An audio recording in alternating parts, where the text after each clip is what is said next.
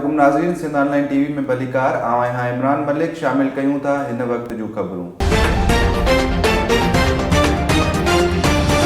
नाज़रीन, 3 ॾींहं अॻु ठठ वेझो छतोचंद शहर भरिसां ॻोठ मोहम्मद बख्श मलाह में ओचितो बाहि लॻण जे नतीजे में 10 पोरियत 4 घर समूरी सामान समेत सड़ी रख थी विया हुआ।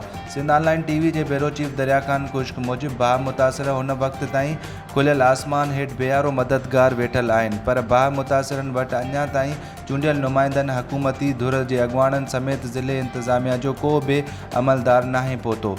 ॿी तरफ़ जाखरा बिरादरी जे मोज़िज़ अॻवान वॾेर रसूल बख्श जाखरो बाहि मुतासिरनि वटि संदन तॾे ते पहुची साण हमदर्दी जो इज़हार कंदे खेनि घर ठाराइण लाइ 1 लख रुपया कैश रक़म ॾेई हर मुमकिन मदद जी ख़ातिरी कराई आहे ऐं खेनि जल्द राशन ॾियण जो पिणु वाइदो कयो आहे। बाहि मुतासिरनि हुकूमती अॻवाननि खां मुतालबो कयो आहे त उहे संदसि मदद कनि जीअं हू पंहिंजा बचा गर्मी खां बचाए सघनि। वधीक ख़बरुनि ऐं अपडेट्स जे लाइ ॾिसंदा रहो सिंध ऑनलाइन टीवी।